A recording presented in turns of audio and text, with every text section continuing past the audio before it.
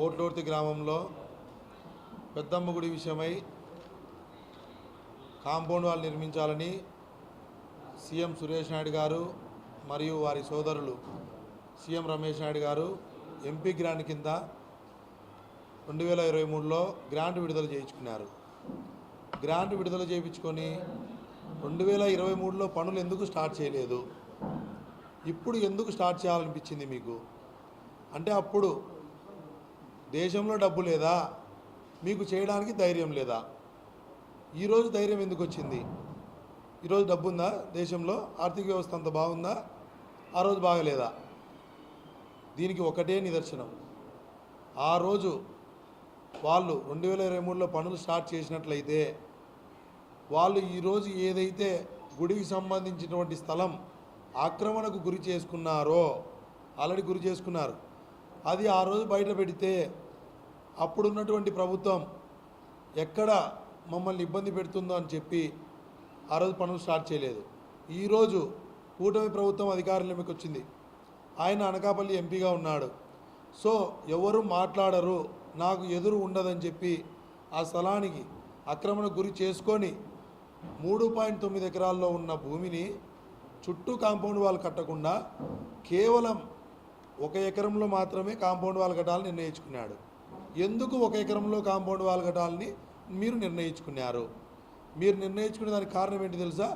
ఆ 1 ఎకరంలో కడితే నేను బీగం వేసుకుంటా, గేట్లు పెట్టుకొని, బీగాలు మా ఇంట్లో ఉంటాయి, నా దగ్గరకు వచ్చి అడిగేవాళ్ళు ఊర్లో ఎవరు లేరు, నా ఇష్టానుసారం అయిపోద్ది, రాబోయే కాలంలో నేను దాన్ని అనుభవించడానికి అవకాశం ఉంది. ఎందుకంటే గతంలో పోట్లోర్తితో 2014-19లో వచ్చినటువంటి కుట్టు మిషన్ల కేంద్రం ఉంది. ఒక కాంపౌండ్ బిల్డింగ్ కట్టారు.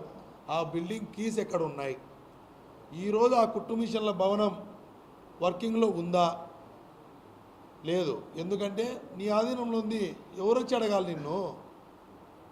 ఇప్పుడు వచ్చి అడిగినాం, అయ్యా నువ్వు 3.9లో కాంపౌండ్ వాళ్ళు కట్టయ్యా, మాకు కడితే మేలు అవుతుంది, అందరూ వచ్చిన ప్రజలు కానీ భక్తులు కానీ ఇబ్బందులు లేకుండా ఎలాంటి ప్రాణ నష్టం జరగదని చెప్తే నువ్వు ఎవరి మాట బేషరతుగా వ్యతిరేకించి నీ యొక్క ఒక్క తీరుతోనే అది కట్టడానికి నువ్వు చూస్తున్నావు.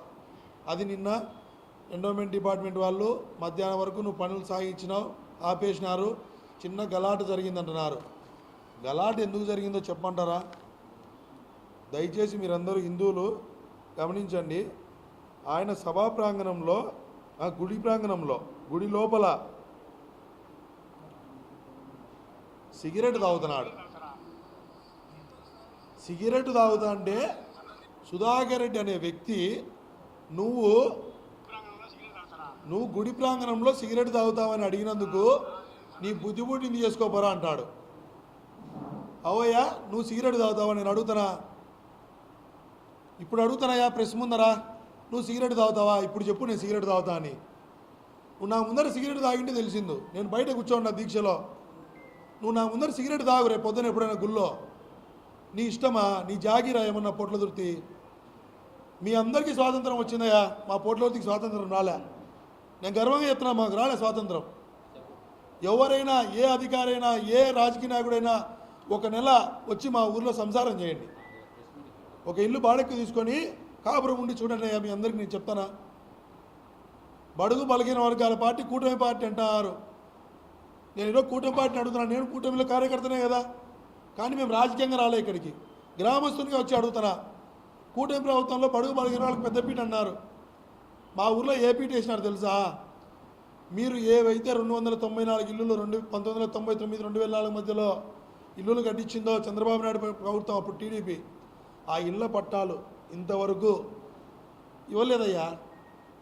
ఏదైతే బీసీలకు ఇల్లులు కట్టించారో, ఇల్లు లేని వారికి 294 మంది ఎమ్మెల్యేలకు గాను 294 ఇల్లులు కట్టించారు అప్పుడు శాంక్షన్ చేసి. ఆ ఇల్లు కట్టిన వాళ్ళకు ఇప్పటి వరకు ఇంటి పత్రం ఇవ్వలేదయ్యా. ఇంటి పత్రం ఇస్తే హౌసింగ్ లోన్లు పెట్టుకొని వాళ్ళ జీవితాలను ముందుకు పోతాయి కదా, కానీ ఇవ్వలేదు. ఎందుకు? ఇస్తే నా మాట వినరు. ఇప్పుడు ఆయన ఏం చేస్తాడంటే, ఎవరైనా ఒక వ్యక్తి ఆయన కాదని వేరే లీడర్ దగ్గరికి, తెలుగుదేశం పార్టీ ఎమ్మెల్యే దగ్గరికి పోయినా కూడా పోట్లదుర్తి నుంచి వాని ఇంటికి బీగం వేయండిరా.